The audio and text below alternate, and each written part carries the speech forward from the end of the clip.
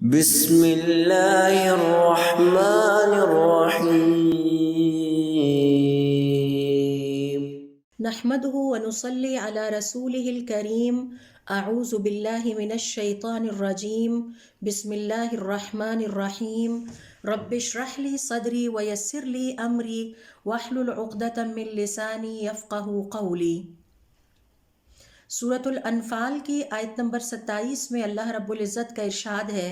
یا ایھا الذین آمنوا، اے لوگو جو ایمان لائے ہو، لا تخونوا اللہ والرسول، اللہ کی خیانتیں نہ کرو اور اس کے پیغمبر کی خیانتیں نہ کرو، وتخونوا اماناتکم، اور نہ ہی آپس میں ایک دوسرے کی خیانتیں کرو، وانتم تعلمون، حالانکہ تم سب جانتے ہو اور تم سب علم رکھتے ہو۔ مسند احمد میں ہے کہ حضرت ابو ہریرہ رضی اللہ تعالیٰ عنہ کہتے ہیں کہ حضور اکرم صلی اللہ علیہ وسلم نے فرمایا، لا تجتمع الخیانۃ والامانۃ جمیعا، کسی ایک دل میں خیانت اور امانت اکٹھی نہیں ہو سکتی۔ اسی طرح سے دیکھیے حضور اکرم صلی اللہ علیہ وسلم اپنی ایک اور حدیث میں فرماتے ہیں، اد الامانۃ الی من ائتمنک، جو تمہارے پاس امانت رکھوائے اس کی امانت اس کو لوٹا دو، ولا تخن من خانک، اور جو تمہاری خیانت کرے تم اس کی خیانت نہ کرو۔ اس حوالے سے جب ہم اپنے صالحین کی زندگی پر نظر ڈالتے ہیں، حضور اکرم صلی اللہ علیہ وآلہ وسلم، آپ کے صحابہ کرام رضوان اللہ علیہم اجمعین، تابعین اور تبع تابعین، تو ہمیں ان کی زندگی سے امانت اور دیانت کی اور اپنی امانتوں کی حفاظت کی بہت ہی خوبصورت مثالیں ملتی ہیں، اور بہت سارے خوبصورت واقعات کا مطالعہ ہم کرتے ہیں۔ اس حوالے سے میں پہلا واقعہ یہاں آپ سے شیئر کروں گی۔ یہ ایک جلیل القدر صحابی جریر ابن عبداللہ البجلی کا واقعہ ہے رضی اللہ تعالیٰ عنہ۔ انہوں نے ایک گھوڑا خریدنے کا ارادہ کیا، گھوڑے کے مالک سے اس کی قیمت دریافت کی۔ گھوڑے کے مالک نے کہا کہ 400 درہم دے دیجئے۔ جریر ابن عبداللہ البجلی کہنے لگے، کیا تم پسند کرو گے کہ تمہیں اس گھوڑے کی قیمت 500 درہم دی جائے؟ کیونکہ وہ جانتے تھے کہ اس وقت اس گھوڑے کی قیمت بازار میں 800 کے قریب یا 800 درہم کے قریب ہے۔ اس نے کہا ٹھیک ہے، آپ 500 میں مجھ سے یہ گھوڑا لے لیجئے۔ پھر انہوں نے ارشاد فرمایا کہ اور اگر میں 600 درہم یعنی 600 درہم کہوں، تو اس شخص نے کہا کہ ٹھیک ہے، آپ مجھے اگر آپ خوشی سے دے سکتے ہیں تو اس گھوڑے کی قیمت 600 دے دیجئے۔ پھر انہوں نے کہا کہ اگر میں 700 میں یہ گھوڑا خریدنا چاہوں، 700 درہم میں، تو اس نے کہا ٹھیک ہے۔ آخر میں آپ نے فرمایا کہ میں اس گھوڑے کی قیمت تمہیں 800 روپے دیتا ہوں، یہ مجھ سے 800 درہم لے لو، کیونکہ میں نے حضور اکرم صلی اللہ علیہ وآلہ وسلم سے یہ بیعت کی تھی کہ میں ہر مسلمان کے ساتھ خیر خواہی والا معاملہ کروں گا، بہترین سلوک والا معاملہ کروں گا، اور یہ ایک مسلمان کا دوسرے مسلمان پر حق ہے، چاہے ہم کسی کو جانتے ہوں یا نہ جانتے ہوں، ہمیں ہمیشہ خیرخواہی والے جذبات اپنے مسلمان بہن بھائیوں کے لیے رکھنے چاہیے، گھر کے اندر بھی، گھر سے باہر بھی۔ اور یہ امانت بھی ہے، اللہ رب العزت کی طرف سے ہم پر یہ امانت ہے، ہمارے پاس یہ اللہ رب العزت کی امانت ہے کہ ہم مسلمانوں کے ساتھ ہمیشہ اچھا سلوک کریں۔ تو اب اس واقعے میں آپ غور کیجئے کہ جریر ابن عبداللہ البجلی رضی اللہ تعالیٰ عنہ کو یہ پتہ تھا کہ گھوڑے کی قیمت اس وقت بازار میں 800 درہم کے قریب ہے، اور حالانکہ بیچنے والا آپ کو 400 درہم میں یہ گھوڑا دے رہا تھا،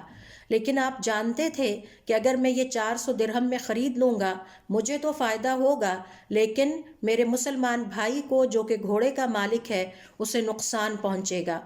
لہٰذا چونکہ انہوں نے حضور اکرم صلی اللہ علیہ وسلم سے بیعت کر رکھی تھی اور یہ ان کے پاس امانت تھی کہ میں زندگی میں کبھی بھی کسی مسلمان کو نقصان نہیں پہنچاؤں گا، بلکہ میں ہمیشہ ہر ایک کے لیے خیر خواہی کا اظہار ہی کروں گا، تو انہوں نے اپنی اس امانت کی حفاظت کرتے ہوئے پوری دیانتداری کے ساتھ گھوڑے کی وہی قیمت ادا کی جو اس وقت مارکیٹ میں تھی۔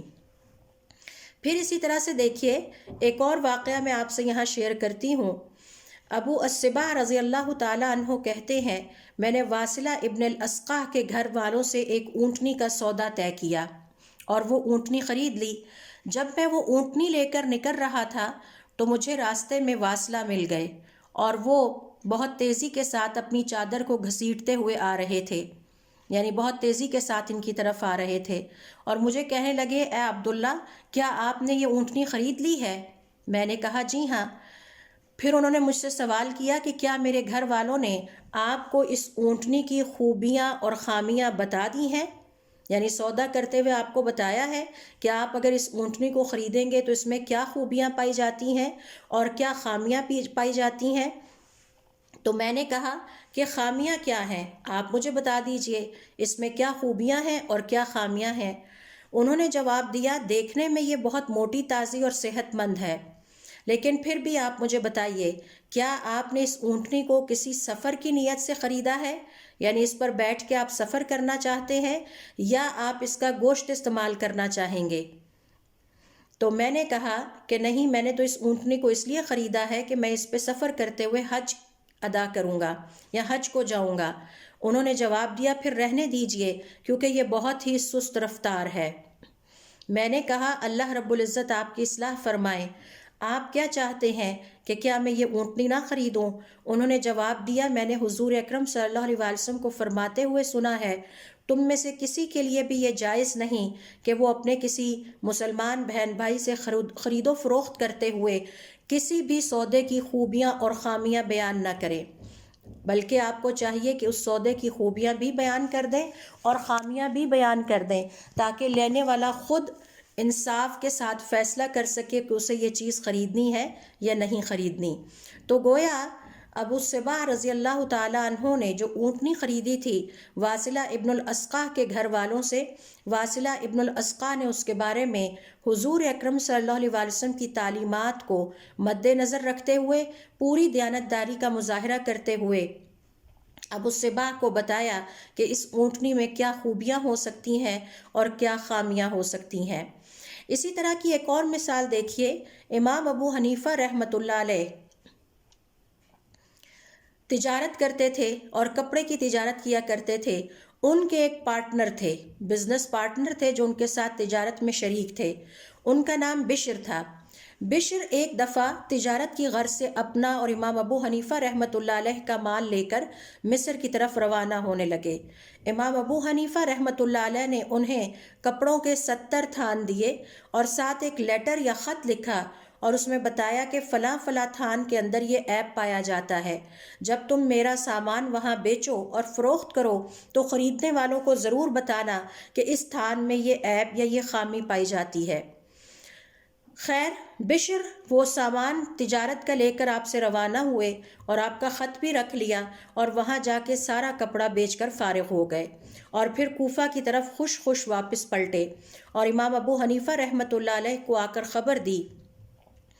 کہ الحمدللہ اس دفعہ ہمارا سودا بہت اچھا رہا، تجارت بہت اچھی رہی اور تقریباً ہمیں 1000 درہم کا فائدہ بھی ہوا ہے۔ امام ابو حنیفہ رحمۃ اللہ علیہ نے ان سے پھر پوچھا آپ کو یاد ہے کہ میں نے آپ کو بتایا تھا میرے سامان تجارت میں ریشم کا ایک تھان ایسا ہے کہ جس میں فلاں فلاں عیب پایا جاتا ہے، کیا آپ نے خریدار کو، خریدنے والے کو یہ بتا دیا تھا کہ اس میں یہ عیب پایا جاتا ہے؟ بشر کہنے لگے کہ میں بھول گیا اور مجھے بالکل یاد نہیں رہا، یعنی امام ابو حنیفہ رحمۃ اللہ علیہ کو بتایا کہ مجھے بالکل یاد نہیں رہا کہ میں خریدار کو یہ واضح کر دیتا کہ اس سودے میں ایک تھان ایسا ہے جس میں یہ عیب پایا جاتا ہے۔ تو راوی کہتے ہیں کہ امام ابو حنیفہ رحمۃ اللہ علیہ کا ورع اور تقوی دیکھیے کہ انہوں نے جتنی تجارت کی اصل رقم تھی، یعنی 70 تھانوں کی قیمت کے برابر جو رقم انہوں نے انویسٹ کی تھی وہ، اور جو اس پر انہیں پروفٹ ہوا تھا، منافع ہوا تھا، وہ سارے کا سارا اللہ رب العزت کی راہ میں صدقہ کر دیا، اور اس طرح ہو گئے کہ گویا اس سال انہوں نے اس سودے میں کوئی تجارت کی ہی نہیں۔ اور جب ان سے اس کے بارے میں پوچھا گیا تو انہوں نے جواب دیا کہ وہ مال جس میں کسی قسم کا شبہہ آ جائے، میں ایسے مال کو اپنے لیے پسند نہیں کرتا۔ اسی طرح سے ایک اور واقعہ یہاں میں آپ سے شیئر کروں گی کہ ہمارے صالحین میں سے کسی کا واقعہ ہے کہ انہوں نے پہلی بیوی کی موجودگی میں دوسری شادی کی، لیکن اس کا علم پہلی بیوی کو نہیں ہونے دیا، اور پھر کچھ عرصے کے بعد ان کی وفات ہو گئی، اور وفات کے بعد جو ان کی پہلی بیوی تھیں انہیں اپنے شوہر کی دوسری شادی کا پتہ چل چکا تھا، لیکن انہوں نے عافیت اسی میں جانی کہ شوہر کو یہ پتہ ہی نہ چلنے دیا جائے کہ مجھے آپ کی دوسری شادی کا پتہ چل چکا ہے۔ لیکن اب مصیبت یہ آ پڑی کہ شوہر کے وفات کے بعد پہلی بیوی کو یہ پریشانی لاحق ہوئی کہ شوہر نے جو ترکہ چھوڑا ہے، جو وراثت ہم سب کے لیے چھوڑی ہے، اس میں دوسری بیوی کا بھی حصہ بنتا ہے، اور پتہ نہیں دوسری بیوی کے علم میں یہ بات ہے یا نہیں کہ اس کے شوہر انتقال کر گئے ہیں۔ لہٰذا اس نے اپنی دوسری جو سوتن ہے یعنی اس شخص کی دوسری بیوی کا بھی وراثت میں سے اسی طرح سے حصہ نکالا اور نکال کر اپنی سوتن کی طرف روانہ ہو گئی تاکہ اس کا حصہ اس تک پہنچایا جا سکے۔ اس نے یہ مناسب نہیں سمجھا کہ اپنی سوتن کے حصے کو اپنے پاس رکھے اور اس کو خبر بھی نہ ہونے دے۔ اپنی سوتن کے پاس پہنچ کر اس نے بتایا کہ بھئی تمہارے شوہر کا انتقال ہو گیا ہے اور یہ ان کا سارا وراثت اور ترکے کا حساب کتاب ہے اور اس میں سے یہ آپ کا حصہ بنتا ہے، لہٰذا آپ اپنا حصہ وصول کر لیجئے۔ اس خاتون کو اس وقت بہت حیرت ہوئی جب دوسری بیوی نے اپنا حصہ وصول کرنے سے یہ کہہ کر انکار کر دیا کہ آپ کو شاید علم نہیں ہے، اپنے انتقال سے 1 ماہ پہلے ان صاحب نے مجھے طلاق دے دی تھی، لہٰذا اب ان کے مال میں میرا کوئی حصہ نہیں ہے، یہ مال آپ ہی کو مبارک ہو۔ اس واقعے پر ذرا غور کیجئے تو پتہ یہ چلے گا کہ پہلی خاتون کے پاس ٹال مٹول اور حصہ نہ دینے کے بہت سارے بہانے ہو سکتے تھے، لیکن اس کے باوجود یہ اللہ رب العزت کے سامنے جواب دہی کا خوف تھا، اللہ رب العزت کو حساب دینے کا خوف تھا، اور دیانتداری اور امانت کا تقاضا تھا کہ اس خاتون نے اس بات کو گوارا نہیں کیا کہ وہ اپنی سوتن کا حصہ اپنے مال میں رکھ کے بیٹھی رہے اور کسی بھی بہانے سے اس کو کھا جائے، کیونکہ یہ حرام مال کھانے کے مترادف ہوتا۔ اور پھر جب وہ دوسری کے پاس لے کے گئی تو دوسری پہلی کی لا علمی اور بے خبری سے فائدہ اٹھا سکتی تھی۔ دوسری بیوی یہ سوچ سکتی تھی کہ اسے تو نہیں پتا کہ وہ مجھے طلاق دے کر اس دنیا سے انتقال کر گیا ہے۔ اس کے اندر بھی وہی خوف خدا کے جذبات پائے جاتے تھے، اس کے اندر بھی اللہ رب العزت کے سامنے جواب دہی کا احساس اس کے دل میں موجود تھا کہ مجھے اپنی زندگی کے ایک ایک لمحے کا حساب دینا ہے اور ایک ایک پائی کا حساب دینا ہے۔ یہی وجہ ہے کہ دوسری بیوی نے پہلی بیوی کو بتایا کہ وہ صاحب اپنے انتقال سے 1 ماہ پہلے مجھے طلاق دے چکے تھے، لہٰذا یہ مال آپ کو مبارک ہو، اس مال میں میرا کوئی حصہ نہیں بنتا۔ اسی طرح کا دیانتداری کا ایک اور واقعہ میں آپ سے شیئر کروں گی، ابو بکر صدیق رضی اللہ تعالیٰ عنہ کے حوالے سے کہ آپ کے غلام جو تھے وہ آپ کے لیے کھانا لاتے تو حضرت ابو بکر صدیق رضی اللہ تعالیٰ عنہ جب معمول سے ہٹ کر کھانے میں کوئی چیز دیکھتے تو آپ رضی اللہ تعالیٰ عنہ کی عادت مبارکہ تھی کہ سوال کرتے یہ کہاں سے آیا ہے۔ ایک دن بھول گئے، کھانے کے دوران یاد آیا تو غلام سے سوال کیا کہ بھائی یہ آج کھانا کیسے آپ نے اس کا انتظام کیا، ہمارے روٹین سے ہٹ کے یہ کھانا ہے۔ اس نے کہا میں جاہلیت کے زمانے میں نجومی بن کر کچھ کام کیا کرتا تھا اور ایک شخص نے مجھ سے کچھ سوال کیا تو میں نے اس سے معاوضہ لیا اور اٹکل پچو میں اسے کوئی بات بتا دی جو کہ صحیح نکل آئی، اور وہ مال میرے پاس تھا تو میں نے اس مال سے آپ کے لیے یہ کھانا خریدا ہے اور میں آپ کے لیے یہ بنا کر لایا ہوں۔ حضرت ابو بکر صدیق رضی اللہ تعالیٰ عنہ نے جیسے ہی یہ بات سنی اسی وقت اپنے منہ میں انگلی ڈالی اور قے کر دی اور فرمایا کہ حضور اکرم صلی اللہ علیہ وسلم فرمایا کرتے تھے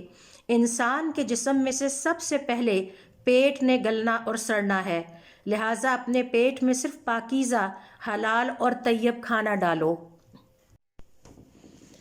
ان تمام مثالوں اور ان تمام واقعات کو سامنے رکھتے ہوئے ہم اندازہ لگا سکتے ہیں کہ کس طرح ہمارے صالحین اپنی امانتوں کی حفاظت کرنے والے تھے اور کس طرح حضور اکرم صلی اللہ علیہ وسلم کی تربیت اور اللہ رب العزت کے احکام کو فالو کرنے والے تھے۔ آپ صلی اللہ علیہ وسلم کا ارشاد ہے کہ جب قیامت کا زمانہ قریب ہوگا تو مسلمانوں کے اندر جو کجی اور خرابیاں ظاہر ہوں گی، یعنی بہت ساری خرابیاں ظاہر ہوں گی، ان میں سے یہ ہے کہ امانت کا تصور اور امانت کا کانسیپٹ بالکل ختم ہو جائے گا اور خیانتیں عام ہو جائیں گی، اور آپ صلی اللہ علیہ وسلم کی احادیث کے مطالعے سے یہ بھی پتہ چلتا ہے کہ اس پر کسی مسلمان کو کوئی پریشانی بھی نہیں ہوگی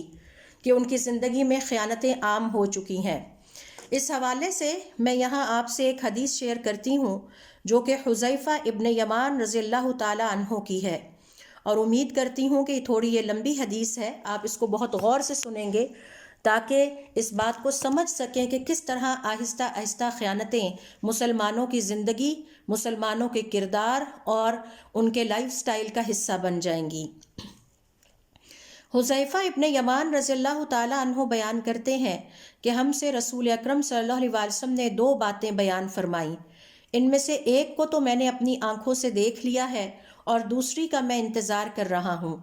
آپ صلی اللہ علیہ وسلم نے ہم سے بیان کیا کہ امانت لوگوں کے دلوں کی جڑ یعنی گہرائی میں اتاری گئی تھی، یعنی اسے انسانوں کی فطرت کا حصہ بنایا گیا تھا۔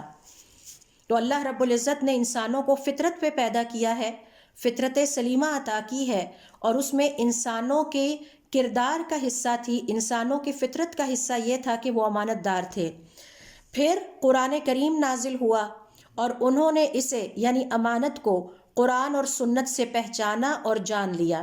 یعنی قرآن کریم کے نزول کے بعد امانت کا تصور ایک دفعہ پھر زندہ ہوا جو کہ انسانیت کے ہاں ختم ہو چکا تھا۔ پھر آپ صلی اللہ علیہ وسلم نے ہم سے امانت کے اٹھ جانے کا حال بیان کیا کہ کس طرح امانت اٹھ جائے گی اور مسلمانوں میں خیانتیں عام ہو جائیں گی۔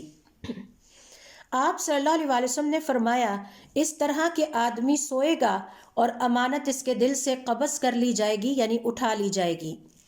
لہٰذا اس کا اثر ایک معمولی نشان کی طرح باقی رہ جائے گا، یعنی پیچھے نشان رہ جائے گا اور اصل جو ایسنس ہے امانت کا وہ ختم ہو جائے گا۔ اور پھر وہ سوئے گا اور امانت اس کے دل سے نکال لی جائے گی تو اس کا نشان آبلے کی مانند باقی رہ جائے گا، جیسے کہ ایک انگارہ ہو جسے آپ اپنے پاؤں پر لڑکائیں تو اس سے چھالا نمودار ہو جائے، یعنی انگارہ گزر گیا اور اس کے پیچھے چھالا رہ گیا۔ چنانچہ آپ اسے ابھرا ہوا دیکھتے ہیں لیکن اس میں کوئی چیز باقی نہیں ہوتی۔ پھر آپ صلی اللہ علیہ وسلم نے ایک کنکری کو لیا اور مثال سمجھانے کے لیے اسے پاؤں پر لڑکایا، لہٰذا لوگ صبح کے وقت آپس میں خرید و فروخت کرتے ہوں گے لیکن ان میں سے کوئی امانت ادا کرنے کے قریب بھی نہیں پھٹکے گا، یعنی راتوں رات تیزی کے ساتھ امانت کا تصور ختم ہو جائے گا، یہاں تک کہ لوگ آپس میں کہیں گے کہ فلاں شخص کی اولاد میں ایک امانت دار آدمی تھا، حتیٰ کہ آدمی کے متعلق کہا جائے گا کہ وہ کس قدر مضبوط، کس قدر ہوشیار اور کس قدر عقل مند ہے، حالانکہ اس کے دل میں ایک رائی کے برابر بھی ایمان نہیں ہوگا۔ لوگ بظاہر آپس میں ایک دوسرے کی تعریفیں کر رہے ہوں گے لیکن اللہ کے ہاں ان کی کوئی وقت نہیں ہوگی، اللہ تعالیٰ کے ہاں ان کو پسندیدگی یا اللہ کی محبت یا تقرب کا درجہ انہیں حاصل نہیں ہوگا۔ یہاں راوی حذیفہ ابن یمان رضی اللہ تعالیٰ عنہ فرماتے ہیں کہ اس میں کوئی شک نہیں، مجھ پر ایک وقت ایسا بھی گزرا ہے کہ مجھے یہ پرواہ نہیں ہوتی تھی کہ میں کس سے خرید و فروخت کر رہا ہوں، مجھے فکر ہی نہیں ہوتی تھی، اس لیے کہ مجھے یہ پتہ ہوتا تھا کہ اگر مسلمان ہے تو اس کو اس کا دین مجھ پر میری چیز لوٹا دے گا، یعنی یہ اپنے دین کے پریشر میں، اپنے دین کے دباؤ میں یہ مجھے میرا حصہ واپس کر دے گا، لہٰذا مجھے کسی سے لین دین کرتے ہوئے کوئی فکر نہیں ہوتی تھی، کوئی پریشانی نہیں ہوتی تھی، اور اگر عیسائی یا یہودی ہے تو اس کا ذمہ دار نگران مجھے میری چیز واپس کر دے گا، یعنی اس وقت غیر مسلموں سے بھی یہ توقع رکھی جاتی تھی، اس قدر برکت والے زمانے تھے، اس قدر بہترین اخلاق اور کردار والے زمانے تھے کہ غیر مسلموں سے بھی یہ خوف نہیں ہوتا تھا کہ وہ امانت میں خیانت کریں گے۔ لیکن آج میں تم میں سے صرف فلاں فلاں آدمی یعنی خاص لوگوں سے ہی خرید و فروخت اور معاملات کرتا ہوں اور ہر ایک پر اس حوالے سے اعتبار نہیں کرتا۔ آئیے آتے ہیں اس حدیث کی شرح کی طرف۔ حدیث میں نے آپ سے بیان کر دی۔ یہ حدیث دراصل یہ وضاحت کرتی ہے کہ امانت لوگوں کے دلوں سے آہستہ آہستہ بالکل ختم ہو جائے گی۔ جب پہلی بار امانت کا کچھ حصہ ختم ہوگا تو اس کا نور ختم ہو جائے گا، بالکل ایسے جیسے آپ جلتا ہوا انگارہ اپنے پاؤں پر رکھیں اور پھر وہ انگارہ ہٹا دیں تو انگارہ ہٹ گیا اور پیچھے صرف اس کا داغ باقی رہ جاتا ہے، تو امانت کا نور ختم ہو جائے گا اور اس کی جگہ داغ کی طرح ایک دھندلا سا نشان رہ جائے گا، یعنی پہلے رنگ کے برخلاف دوسرا رنگ چڑھ جائے گا۔ پہلے تو نور تھا، انگارہ تھا، اس میں آگ تھی، روشنی تھی، لیکن اب اس کے بعد دوسرا رنگ آ جائے گا جس میں کچھ نہیں ہے، اور جب امانت کا کچھ اور حصہ ختم ہوگا تو اس کا نشان آبلے کی طرح سے باقی رہ جائے گا، اور یہ ایسا پکا نشان ہے جو کچھ مدت کے بعد ہی ختم ہوگا، اور یہ تاریکی پہلے والی تاریکی کے اوپر ہوگی، اور پھر اس نور کے دل میں پیدا ہونے کے بعد زائل ہونے کو اور اس کے دل میں جگہ بنانے کے بعد اس سے نکل جانے اور اس کی جگہ تاریکی کے لیے لے لینے کو اس انگارے سے تشبیہ دی گئی ہے، جس کو آدمی اپنے پیر پر لڑکائے یہاں تک کہ اس کے پیر پر اثر انداز ہونے کے بعد وہ چنگاری ختم ہو جائے اور صرف داغ باقی رہ جائے۔ تو جہاں پہلے امانت کا نور تھا وہاں اب صرف اندھیرا رہ جائے گا، اور آپ صلی اللہ علیہ وسلم کا کنکری لے کر اسے لڑکانے کا مقصد یہ تھا کہ لوگوں کے لیے ڈیمونسٹریشن کے ذریعے یہ بات واضح کر دی جائے۔ فَيُصْبِحُ النَّاسُ، اور پھر لوگوں پر صبح ہوگی، اس نیند کے بعد وہ ایک خاص نیند آئے گی کہ راتوں رات دیکھتے ہی دیکھتے آنن فانن فوراً ایک نیند کے بعد جس میں امانت اٹھا لی جائے گی، لوگ آپس میں خرید و فروخت کر رہے ہوں گے اور ان کا باطن بدل چکا ہوگا۔ کوئی شخص بھی امانت کے قریب بھی نہیں پھٹکے گا، یعنی لین دین کرتے ہوئے اس کے ذہن، اس کے دل اور دماغ میں امانت کا خیال تک بھی نہیں آئے گا کہ یہ بھی اللہ رب العزت کی ایک اہم فرما برداری ہے اور یہ بھی ایک اہم عبادت ہے، چہ جائے کہ وہ عملاً امانت کی ادائیگی کرے۔ تو مسلمانوں کے عمل میں بھی ادائیگی نظر نہیں آئے گی، اور حالات اتنے بدترین ہو جائیں گے، خیانتوں کا ایک ایسا دور شروع ہوگا کہ جس میں مسلمانوں کی سوچ سے بھی امانت ختم ہو جائے گی، یہاں تک کہ لوگ آپس میں کہیں گے امانت کی برتری، اور جو اس وصف سے متصف ہوگا یعنی جس کے اندر یہ کوالٹی پائی جائے گی، اس کی شہرت کے لیے کہا جائے گا کہ فلاں شخص کی اولاد میں سے ایک آدمی بڑا دیانتدار تھا، یعنی امانت دار تھا، یہاں تک کہ آدمی کے متعلق کہا جائے گا، ظاہری سٹینڈرڈز کو دیکھا جائے گا کہ وہ کس قدر مضبوط ہے، بڑا تیز ہے، بڑا کام کرتا ہے، بڑا ماہر ہے، بڑا ہوشیار ہے اور انتہائی ذہین اور فطین ہے، جبکہ اس کے دل میں ایک رائی کے برابر بھی ایمان نہیں ہوگا۔ تو دیکھنے میں انسان یا مسلمان خوبصورت اور کشادگی اور آسودگی والے نظر آئیں گے، لیکن اللہ رب العزت کے نزدیک ان کی کوئی وقت نہیں ہوگی، کیونکہ ان کے دل میں امانتوں کا حفاظت یا امانتوں کی حفاظت نہ کرنے کی وجہ سے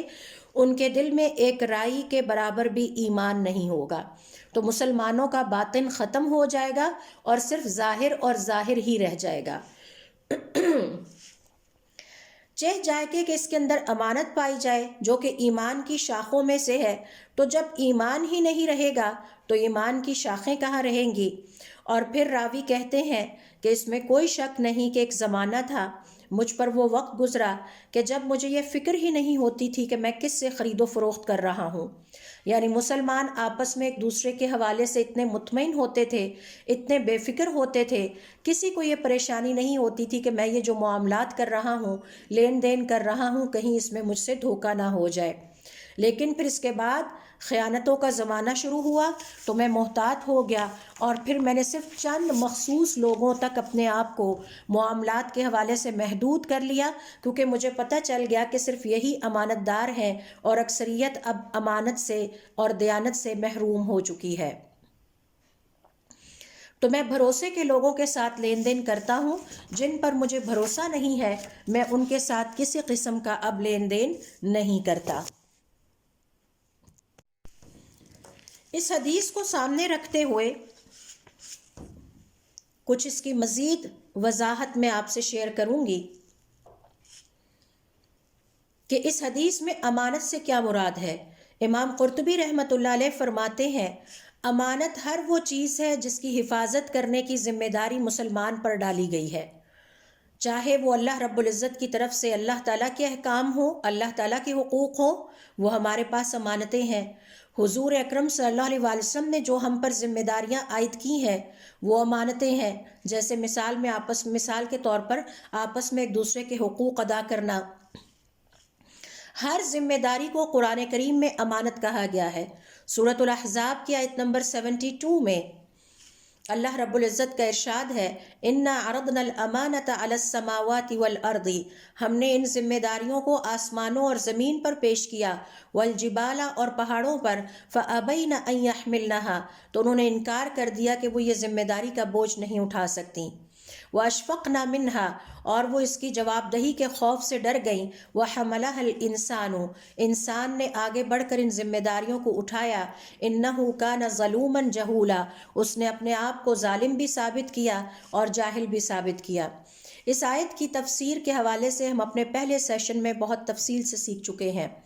پھر اس حدیث میں آپ صلی اللہ علیہ وسلم کا یہ فرمانا، نزلت فی جذر قلوب الرجال کہ امانت انسانوں کے دلوں کی جڑ میں نازل کی گئی تھی۔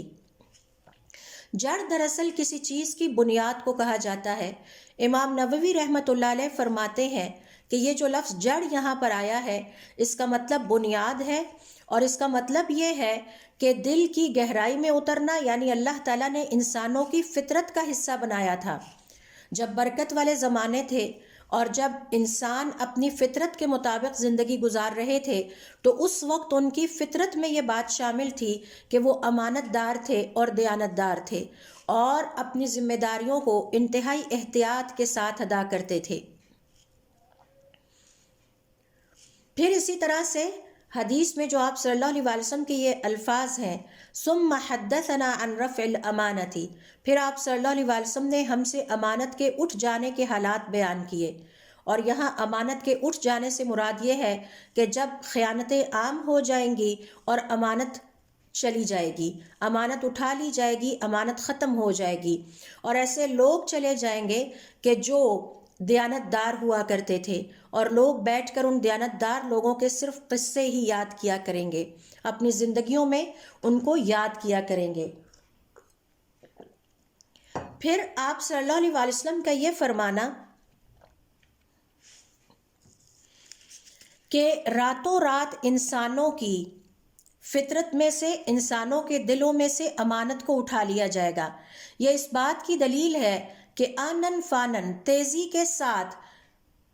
اللہ رب العزت کی نافرمانیوں کے نتیجے میں مسلمانوں کی فطرت مسخ ہوتی چلی جائے گی، اور فطرت مسخ ہونے کا مطلب ہے کہ وہ بد فطرت ہوتے چلے جائیں گے۔ صبح اٹھیں گے، اپنا لین دین معاملات شروع کریں گے، اور ان میں سے کسی کو بھی یہ خیال تک نہیں آئے گا کہ اسے اپنی امانتوں کے حوالے سے محتاط رہنا ہے، امانتوں کی حفاظت کرنی ہے، کیونکہ ان امانتوں کے حوالے سے وہ اللہ رب العزت کے ہاں جواب دہ ہے۔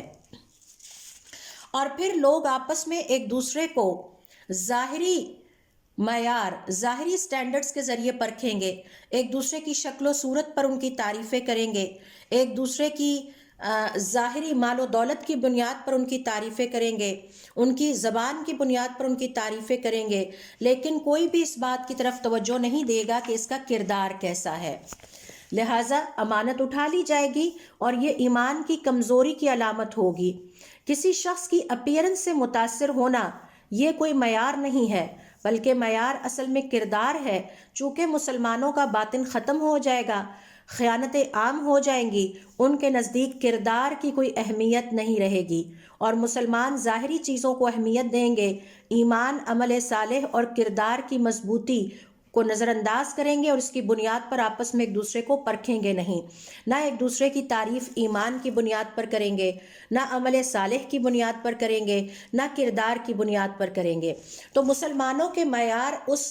خیانتوں کے زمانے میں بالکل بدل جائیں گے۔ دین ان کے ہاں معیار نہیں ہوگا، بلکہ ظاہری دنیا داری کی جو چیزیں ہیں وہ ان کے ہاں معیار ہوگی، اور دیانت دار اور ایمان دار افراد کی کمی اتنی زیادہ ہو جائے گی، یہاں تک کہ پورے قبیلے میں صرف ایک ہی فرد اس اخلاق سے اور اس کوالٹی سے متصف نظر آئے گا، اور اکثریت بد دیانت افراد کی ہو جائے گی۔ یہاں پر میں ذرا اس مسئلے کی مزید وضاحت کرنے کے لیے آپ سے بیان کروں گی اپنا ایک تجربہ، کہ جس میں محسوس کرتی ہوں کہ واقعی ہم مسلمان، آج کل کے مسلمان ظاہری چیزوں کی بنیاد پر ایک دوسرے کی تعریف کرتے ہیں اور ایک دوسرے کو پرکھنے کی کوشش کرتے ہیں۔ پچھلے 5-7 سال سے استاد ہونے کے ناطے میں جہاں بھی جاتی ہوں، کسی لیکچر میں جاتی ہوں یا جہاں جہاں بھی میرے سرکلز ہیں، مجھ سے خواتین اپنے بیٹوں کے رشتوں کے لیے بات کرتی ہیں، اور جتنی بھی خواتین نے اپنے بیٹوں کے رشتوں کے لیے بات کی، ان کی ڈیمانڈ دیندار گھروں کی خواتین ہیں، باپردہ ہیں، قرآن کریم کی کلاسز لے رہی ہیں. ان کی ڈیمانڈ کیا ہوتی ہے؟ سب سے پہلی ڈیمانڈ یہ ہوتی ہے بچی کی ہائٹ اتنی ہونی چاہیے، قد کاٹ یہ ہونا چاہیے. دوسرے نمبر پر ان کا مطالبہ ہوتا ہے کہ بچی دودھ کی طرح سفید ہونی چاہیے.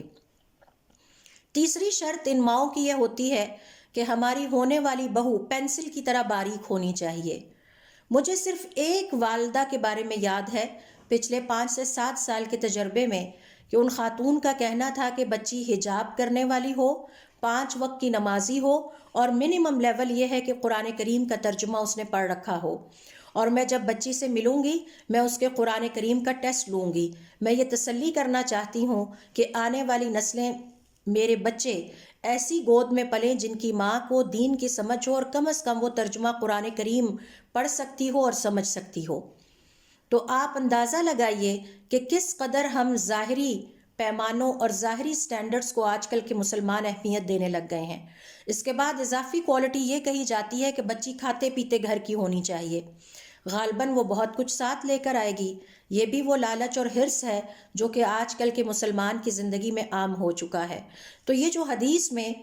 ہماری توجہ اس بات کی طرف دلائی گئی ہے کہ مسلمان ظاہری اپیرنس کی بنیاد پر آپس میں ایک دوسرے کی تعریف کریں گے، وہ ایک دوسرے کو ایمان کی بنیاد پر نہیں پرکھیں گے، عمل صالح کو بنیاد بنا کر ایک دوسرے کو جج نہیں کریں گے، نہ کردار کی مضبوطی کی کوئی بات ہوگی، بلکہ جو ظاہری سٹینڈرڈز ہیں ان کو سامنے رکھتے ہوئے فیصلے کریں گے کہ انہیں کس طرح کے لوگوں سے رشتے جوڑنے ہیں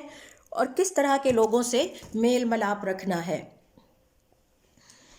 ابن بطال رحمۃ اللہ علیہ فرماتے ہیں کہ اس حدیث سے پتہ چلتا ہے کہ قیامت کے زمانے جب قریب آئیں گے تو کس طرح سے مسلمانوں کے ہاں دین میں بگاڑ اور خرابی پیدا ہوگی اور امانت بہت کم رہ جائے گی. مسلمان امانتوں کی حفاظت کرنے والے نہیں ہوں گے، حتیٰ کہ وہ اس بات کا علم بھی نہیں رکھتے ہوں گے کہ ان کے ذمے کون کون سی امانتیں ہیں اور انہوں نے اپنی زندگی میں اس کی کس طرح سے حفاظت کرنی ہے.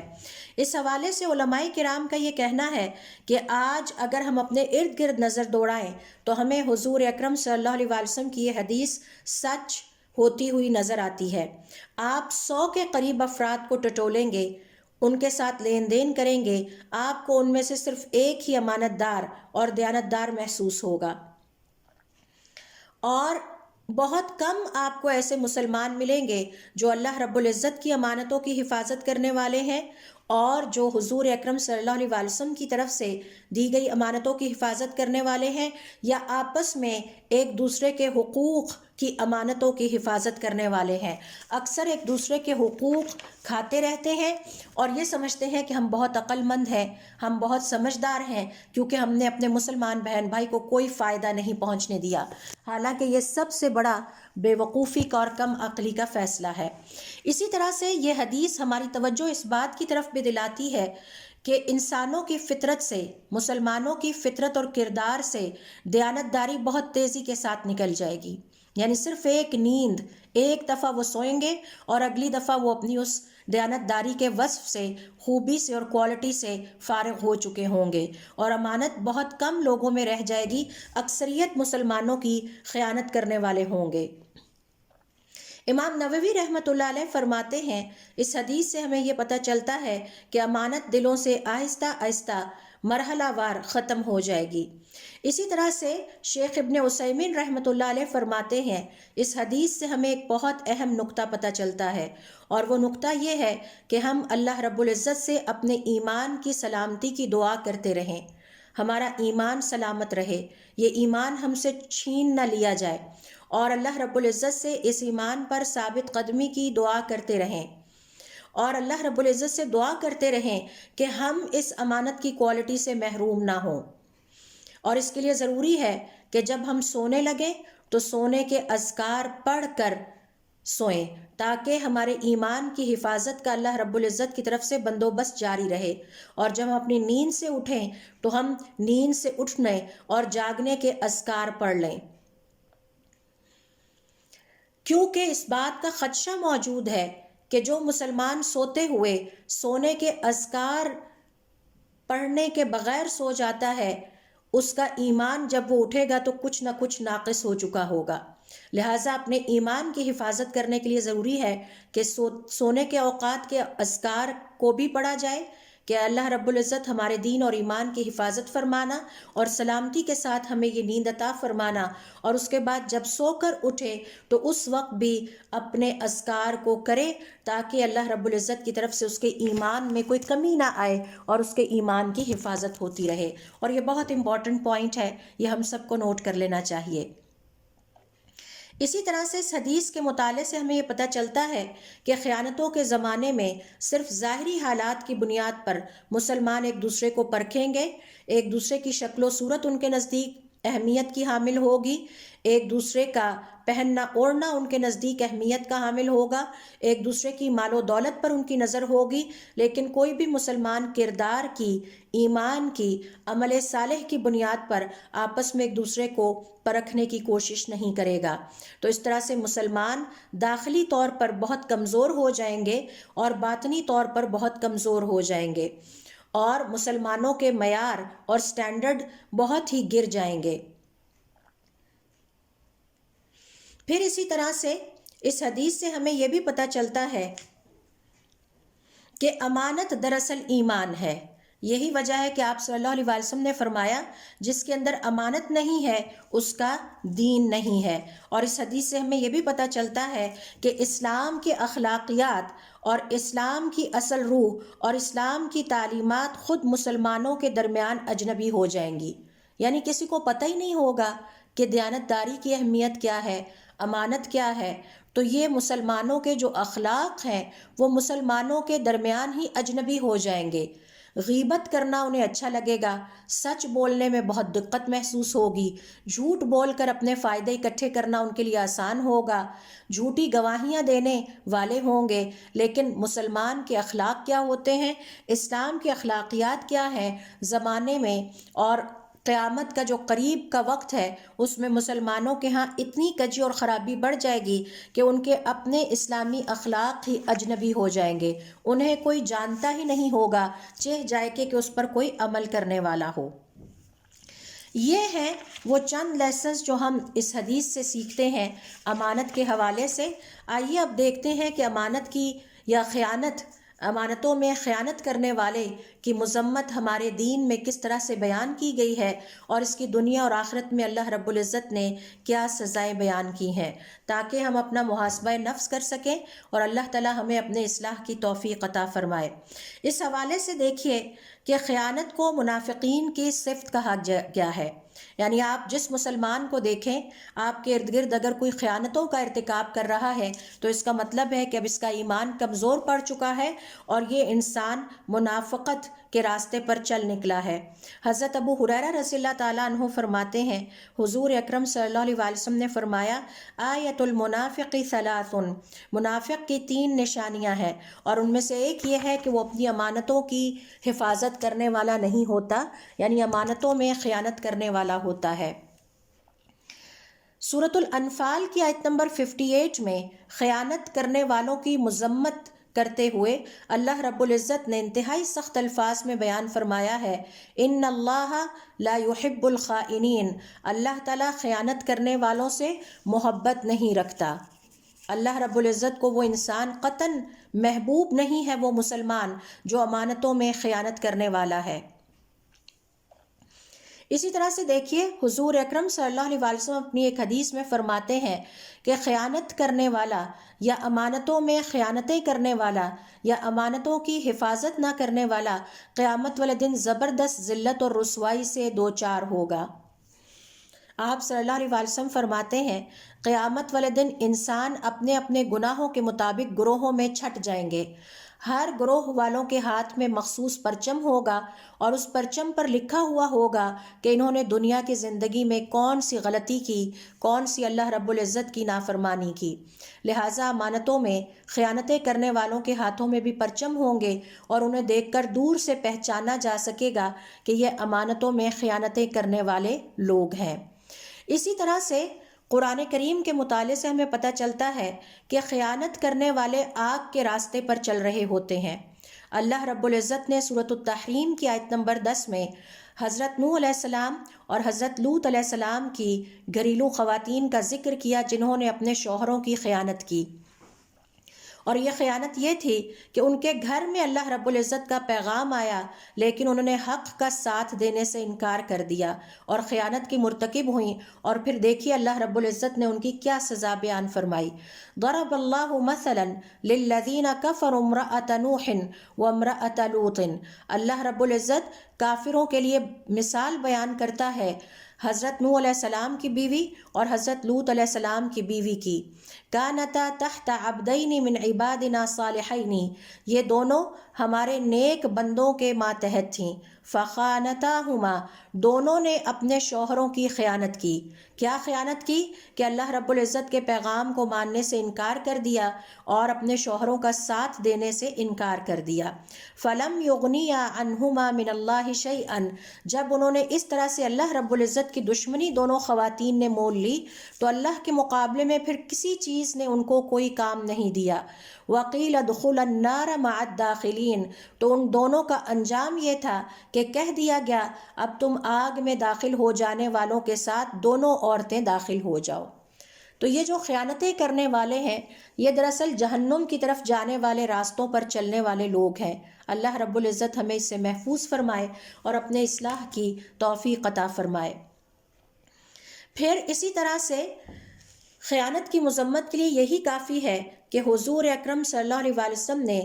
امانت کے مفہوم کے ختم ہو جانے اور خیانتوں کے عام ہو جانے کو قیامت کی نشانیاں بیان کیا ہے۔ اس حوالے سے حضور اکرم صلی اللہ علیہ وسلم اپنی ایک حدیث میں فرماتے ہیں کہ جب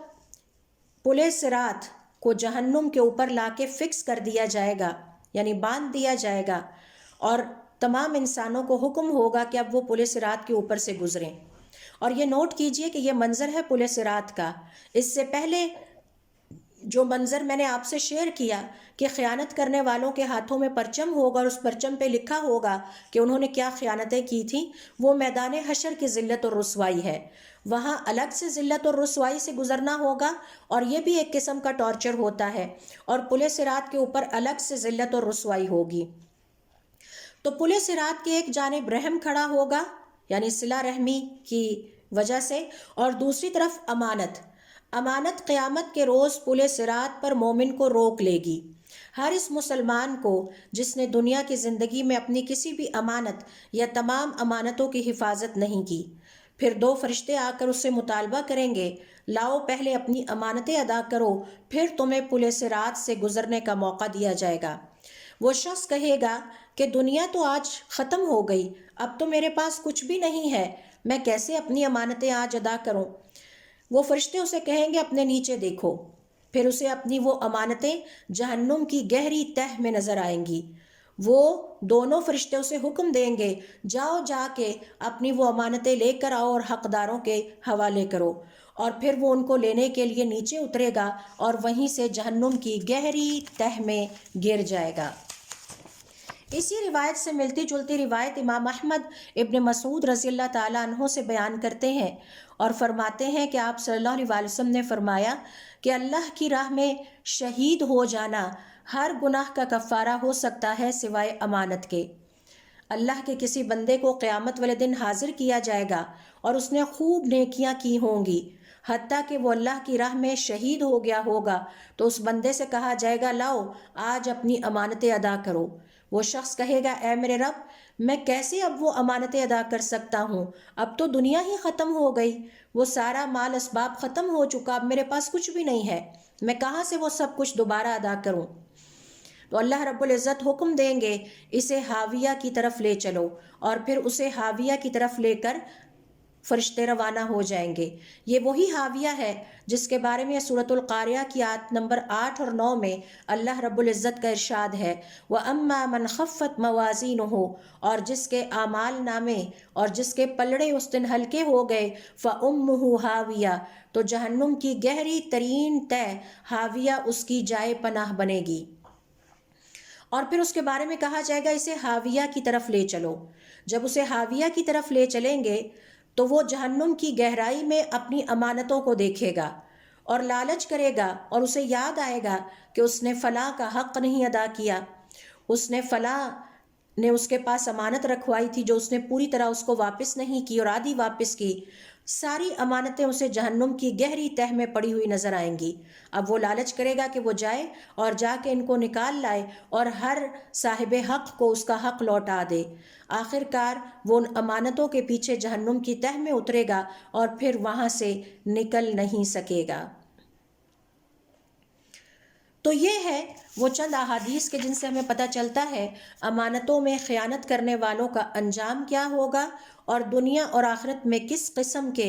عذاب اور کس قسم کی ذلت اور رسوائی سے وہ دوچار ہوں گے. حقیقت بات یہ ہے کہ حقیقی عزت وہی ہے جو اللہ رب العزت کی نگاہوں میں ہماری عزت ہے، اور حقیقی رسوائی یہی ہے کہ چاہے دنیا ہماری تعریف کرتی رہے لیکن اگر ہماری عزت اپنے رب کی نظر میں نہیں ہے تو ایسی عزت کا کوئی فائدہ نہیں اور وہ ہمارے کسی کام کے نہیں.